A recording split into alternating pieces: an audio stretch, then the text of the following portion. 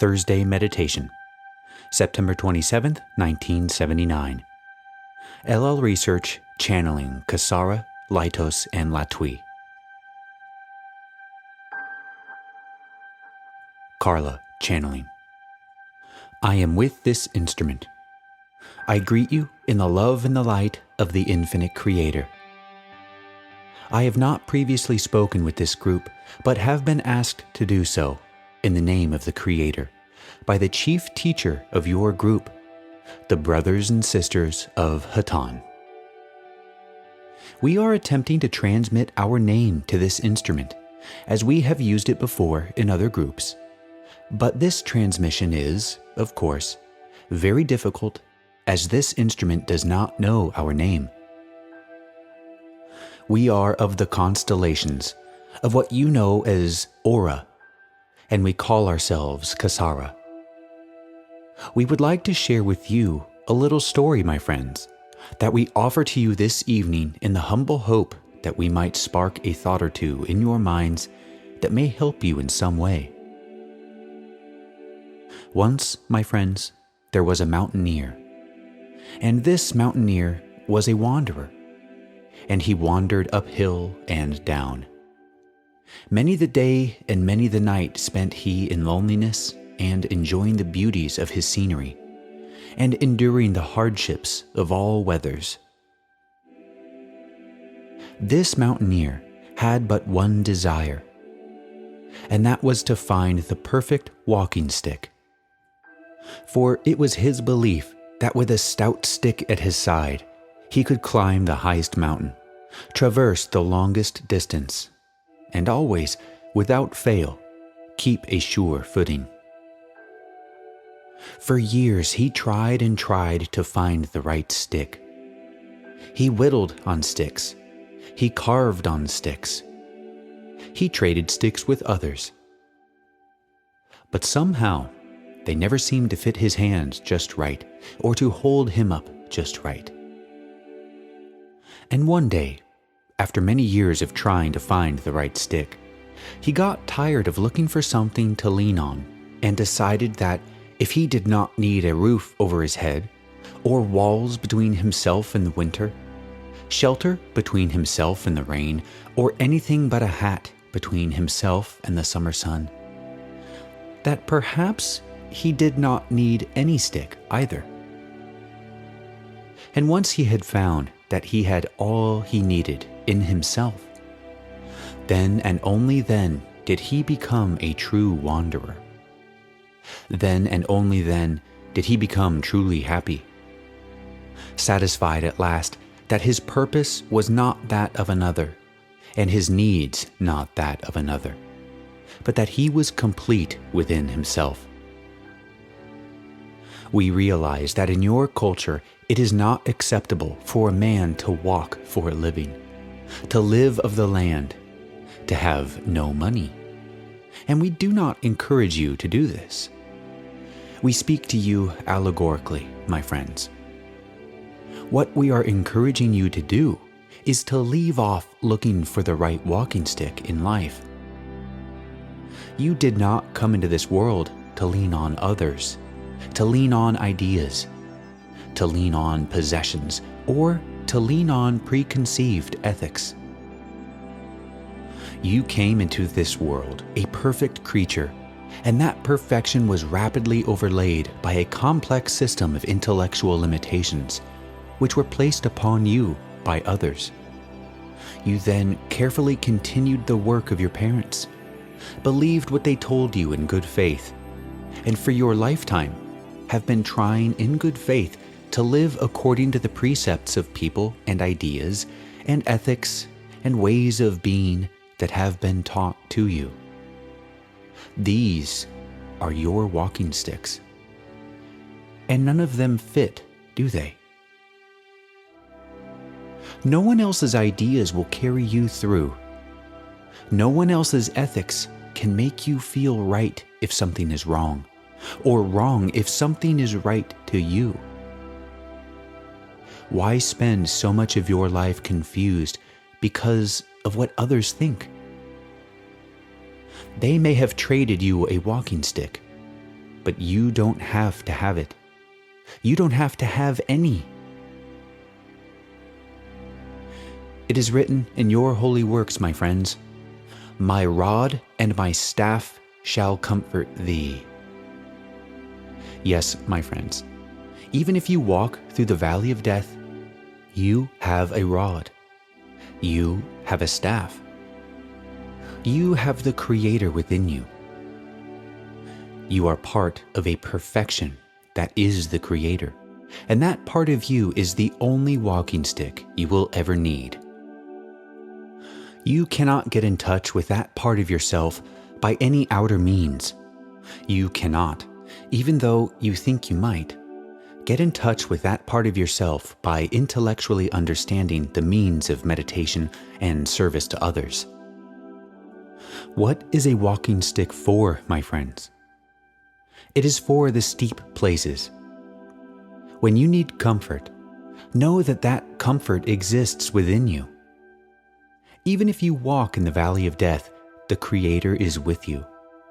His rod and His staff shall comfort you. Stand on your own 2 feet, my friends, and in your spiritual path, remember that the way of the mountaineer is the true way. Walking, going, journeying, seeking. That is all that there is to living. The rest is illusion. I am of the consciousness of Kasara. I would like to attempt to transfer this contact, if I may, to another instrument.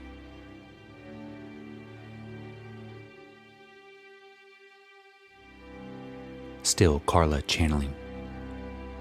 We have been attempting to contact the one known as B, but our vibration is very light, and we are not finding it easy to use the instrument known as B.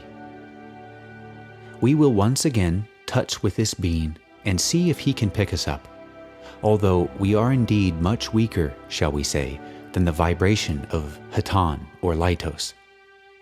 I am Kasara. B. Channeling.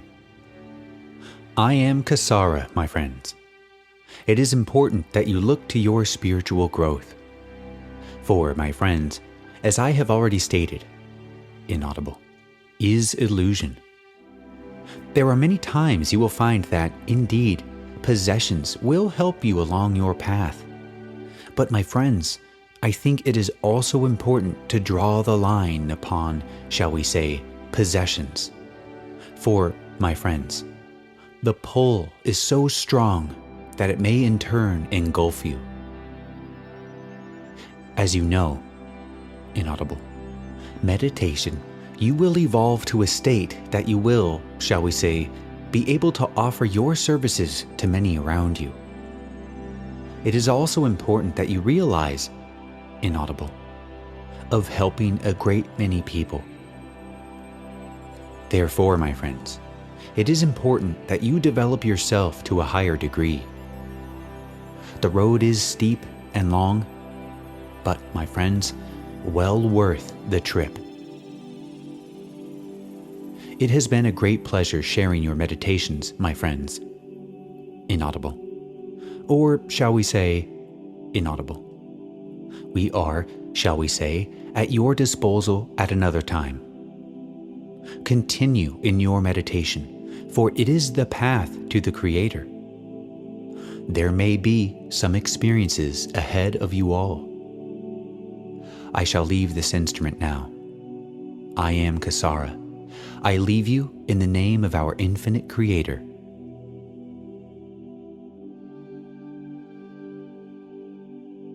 Carla, channeling. I am Laitos, and I greet you also in the love and the light of the infinite Creator.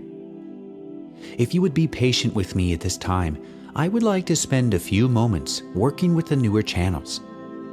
I would like to exercise the channel known as G at this time. I am Laitos.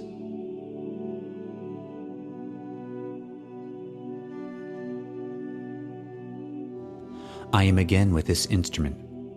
We will try once more with the one known as G, after requesting that she relax. for she is somewhat tense and therefore is having difficulty receiving our thoughts. Therefore, they are being reflected back into the group. And it is much easier to absorb our thoughts, even if they are not spoken. You each can receive them, as we say, subconsciously. We would once again work with the one known as G and attempt to say a few sentences through her, if she will relax. I am Laitos.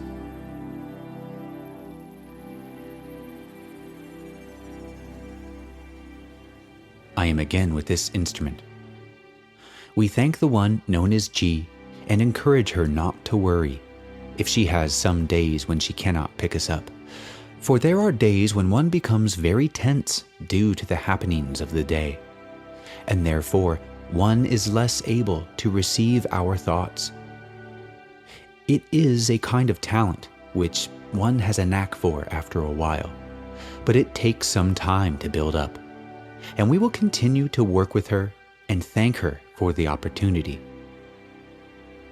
We would like now to attempt to speak just a few words through the one known as M, if she would also relax. I am Laitos. M. Channeling. I am Laitos. Inaudible.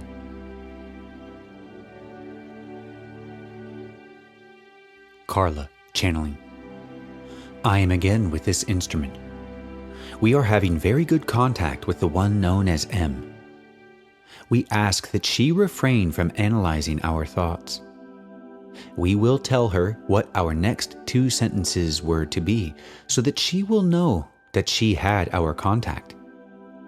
We would have attempted to say what a privilege it was to use each new instrument, and that it's a great honor to welcome each new instrument. We will again attempt to contact the one known as M and speak just a few words further through her at this time. I am Laitos. M. Channeling. I am Laitos. Inaudible.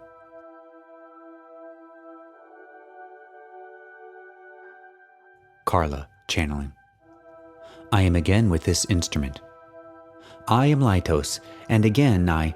Inaudible. The one known as M.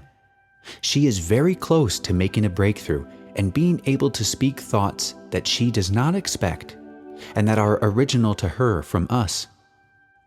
Her main problem is in analyzing, and it is the breakthrough that we seek that will occur when she is able to speak our thoughts without attempting to discover whether or not they make sense. We are with you in love, and love is a universal language, so that it is very difficult not to make sense, no matter what instructions or sentences we may give you. For there is almost no way that we can send you a thought which is not full of love in one way or another. We can only ask you to trust us as we train you in a service, which will be more and more needed by your peoples as the new age begins. We thank you so much for your patience, and we will close now through this instrument. I am known to you as Laitos, and I leave you in the love and light of the infinite Creator. Adonai.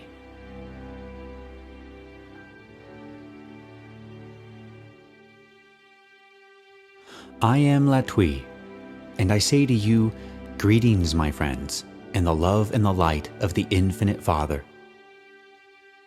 As you say upon your planet, howdy, and how is everything with you? We are very glad to see you this evening, and we are just very pleased to be able to speak with you. We have a very strong contact with this instrument, which we are attempting to mediate, so it will not be uncomfortable for this instrument. Unfortunately, we have a somewhat strong vibration. We are with this instrument.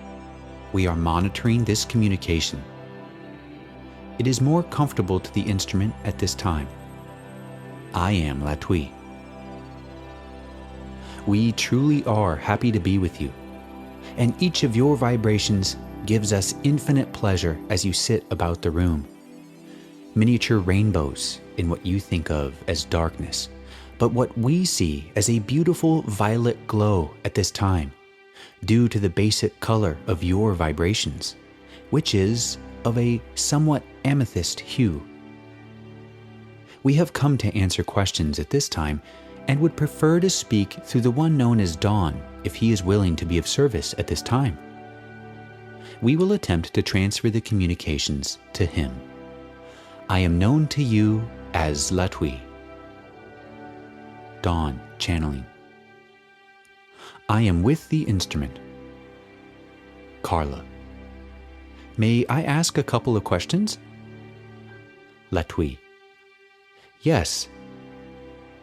Carla. Where is Hatonn now? Latwii. Hatonn is in the creation. There has been no change in his location. Carla.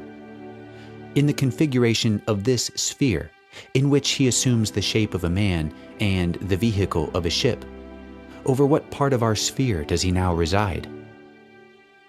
Latwii. Southeast Asia. Carla. Thank you, Latwii. Is it for the same purpose as inaudible? Latwii. Yes. Carla. I see. Has there been any change? Latwii. No. Carla. I didn't think so. When one has a person who comes to a group such as this one and is overenthusiastic, what is the most safe way of encouraging his ability to meditate and perhaps receive messages without opening him up to the problem of stray astrals, which may mimic members of the Confederation?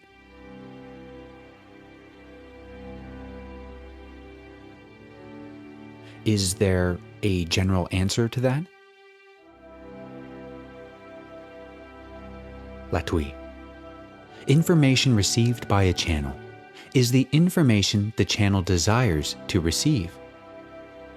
The desire is what? Inaudible. Entertaining of the inaudible.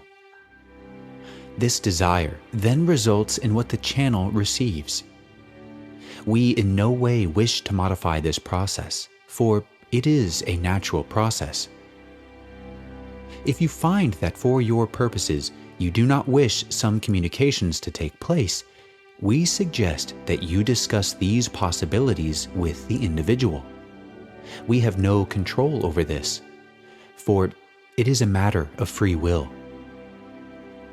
Carla. I see. Then there is no tried and true method of psychic self-defense that is general? It is completely a function of the honesty of the individual in his desire to seek. Is that correct? Latwii. There is no need, from our point of view, for what you call self-defense. For all times an individual will bring to themselves inaudible. Therefore, it's a waste of time, inaudible, to defend inaudible. Carla. What if a person does not know what he seeks?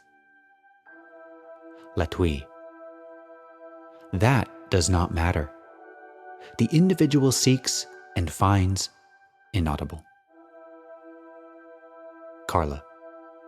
Is it a subconscious method then, not a conscious one? Latwii. It can be either or both. Carla. I see. Latwii. I shall tell you a story. The child and an individual inaudible TV set seeks that which you don't desire to watch, finds great pleasure in this program, and in time grows to a state of mind inaudible. In time, this seeking may become analogous to each of you who watch enjoy inaudible program. This condition may exist inaudible. Or the other type situation that you mentioned as being distasteful to you may exist, which was inaudible, desire different programs than you desire, which does not mean that programming that he desires, inaudible, will not satisfy the desires, inaudible. There is no such thing as bad seeking. There is only seeking. You will find that of what you are, inaudible. Does this answer your question? Carla. Fully. There is a problem that's been bothering me for some time, and I really don't know if you can answer it or not, but crazy as it may seem, I was wondering about gravity. We have always been taught that gravity pulls things together, and there has been some scientific evidence now that gravity is actually a repulsive force. Do you have any comments on that? Do we aid our spiritual understanding, or is it merely part of the illusion? Latwii.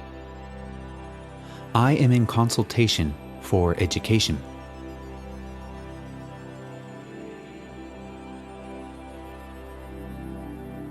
This instrument is being given the impression of an egg partially submerged in water. This egg is surrounded by liquid.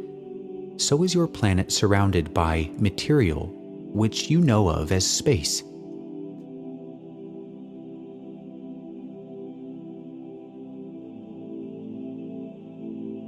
Space has different densities. These densities are not a physical property, as you know physical property. These densities are condensed out of space, and each has its peculiar properties. The thing that you call gravity in your particular density is a function of condensation of your density out of space.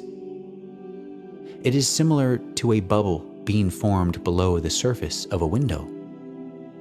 Editor's note: Carla makes a note here that the word represented in the transcript as window may have been meniscus. Dawn was describing the idea of a bubble caught at the surface layer of a liquid condensate. Also, at this point, side 1 of the tape recording the session ends. We pick up on side 2 with Dawn channeling Latwii. This bubble is an isolated system and unique in its environment. Inaudible. This is a material of a totally different density. This is how planets are formed out of space. They are formed as submerged bubbles, submerged planetary bubbles in space. Each has its particular properties because of its antecedents, which is a function of what you would call its philosophy.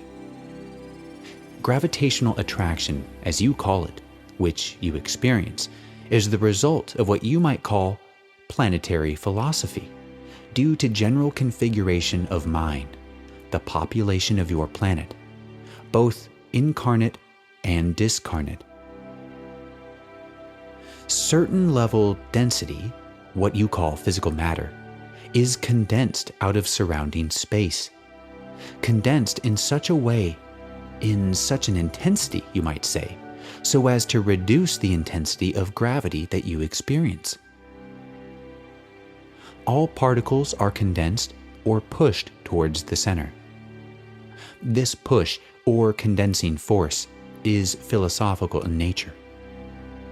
A less intense philosophy would generate a less intense grip.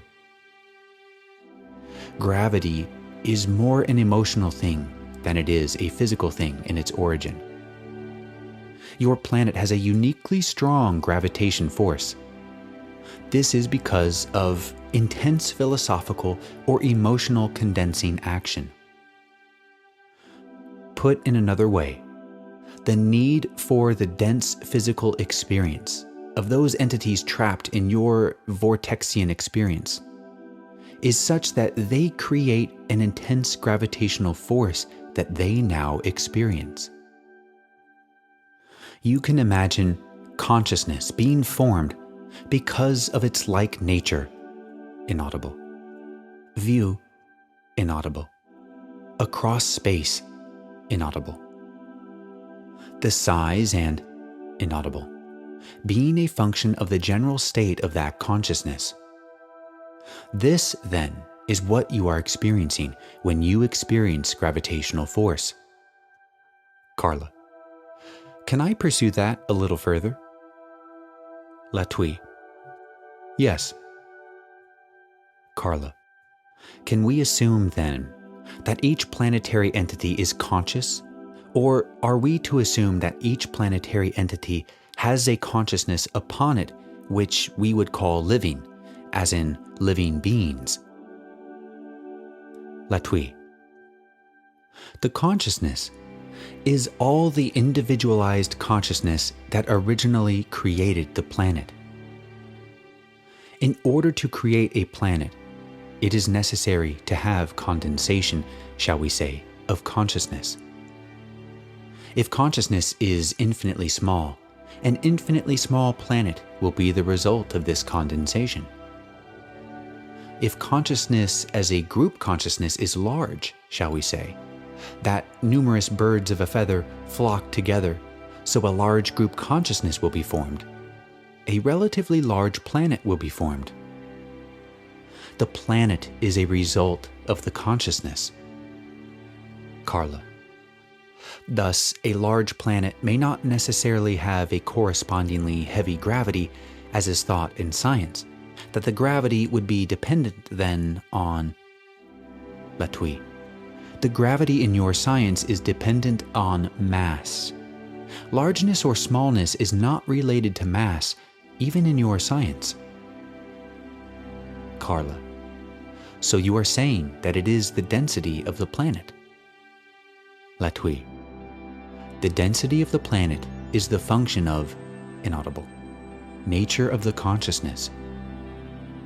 Carla: So when we are dealing with a planet like Saturn, which has been spoken of in other channelings, as well as ours, as being the ruling council in this solar system, we are speaking of a very high consciousness, although the planet itself is quite large. Is this correct? Latwii: There is no high or low consciousness. There is only consciousness. Carla: Shall we say a consciousness more closely aligned with the original thought of the Creator? Latwii: The original thought of the Creator is that experience by sought. This thought is being carried out all over the creation. Consciousness develops anyway. And this is the thought of the Creator. It is also the original thought of the Creator. Since we are at this time at the earth, as we will be at all times, or have at all times, density, shall we say, ferocity of experience, is a function of that portion of consciousness that, shall we say, amalgamates form, a sector of experience in what you call your reality. It is a physical planet. There are many, many planets that are not in your reality.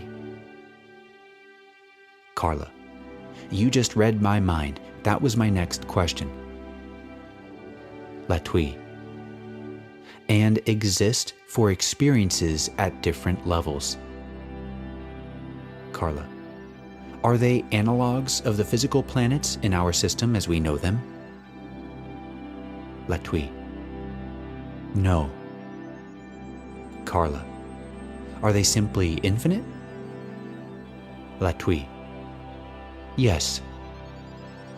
Carla: I believe I am understanding a little more. If you are not too tired, I would like to know what relation that has to the Larsonian system.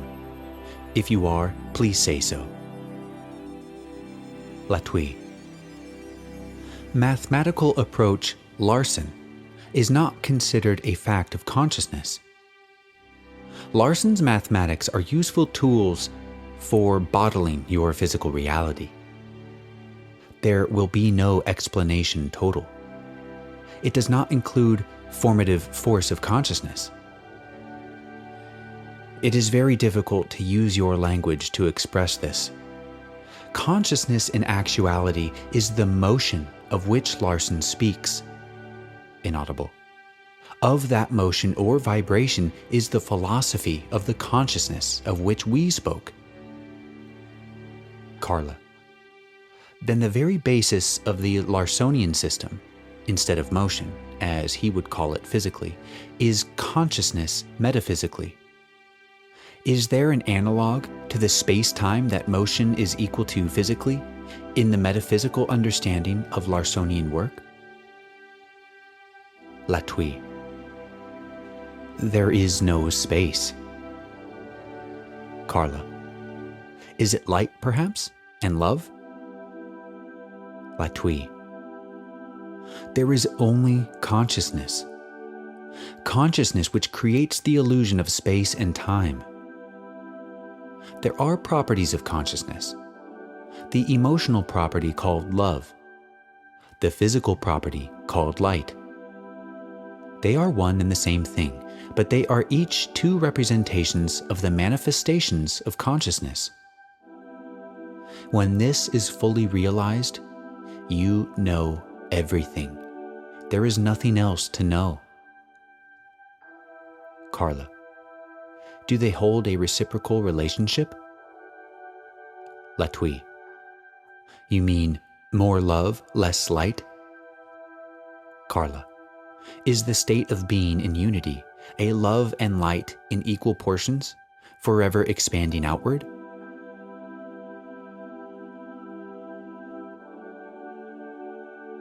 Is less love and more light then the beginning of the great cycle of experience, causing intense vibrations? Latwii. I am trying to communicate to the instrument.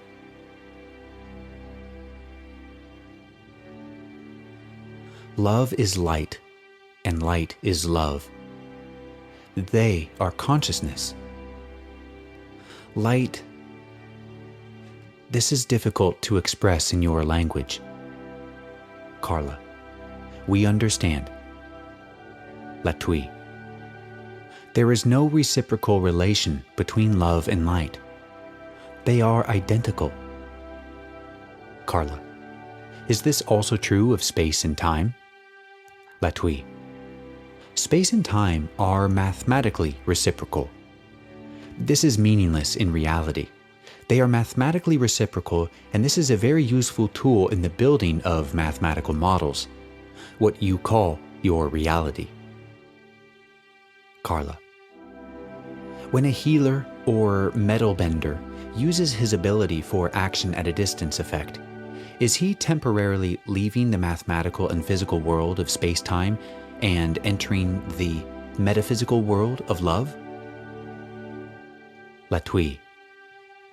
He was never in the forementioned world, but always in the latter, as is everyone. Carla. What is his tool for bringing... Latwii. His tool is consciousness. It is the only creator. It is, in your language, an emotional thing. It may be generated through realization, which is a function, usually in your society, of meditation. Meditation is necessary for this in your society because of an intense distraction from truth. You become re-linked with truth through meditation. This, inaudible, creates what you might call an emotional response. If this can be properly triggered to radiate from the microcosm, then this radiating wave can affect physical material as you know it by rearranging basic configuration or vibration. It is not important as to how this mechanism works. What is important is first to understand the state of mind required to create a change. That state is a state of what you would call intense love. That is not necessarily a conscious state. It may be developed very easily by anyone through the process of meditation. This is a process of cutting yourself off from those distractions you find in your particular section of inaudible consciousness, and realigning your consciousness with that which is in the outer proportions of your sphere of experience. With other words, your planet and those about it are condensed from a sea of space which surrounds it. Sea of space is a real solid material, just as solid as your physical world. It just happens to be a different density experience. You may tap this through meditation and use that which is not, shall we say, basic vibration of your planet. It's difficult. The instrument understands it and cannot express it. Carla, there are then no mathematical ways of describing how consciousness, in a state of intense love, can enter into the mathematically described universe of space-time? Is that correct? Latwii, you can only measure the effects of this. Carla, you cannot pinpoint its point of entry, is that right? Latwii, the point of entry is the photon. Is the photon. The intensity of the vibration which you identify as the photon is the point of entry. Is the entry. Is in fact the state of consciousness. Carla, then the link between love and light, love in a sense of consciousness and light in a sense of the reciprocal system, is the photon. Latwii, love is the consciousness that is the vibration. Carla, yes. Latwii, light is another word for that vibration. Carla, yes, I see. Latwii, you are looking at the same thing, calling it two different things. It is the photon. Carla, I am very happy to hear that. Thank you very much. Latwii, are there any other questions?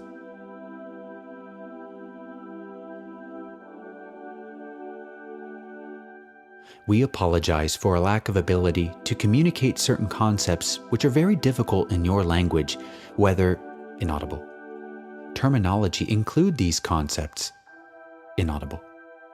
But considerable work might be possible to arrange your language in such a way to make these points very clear.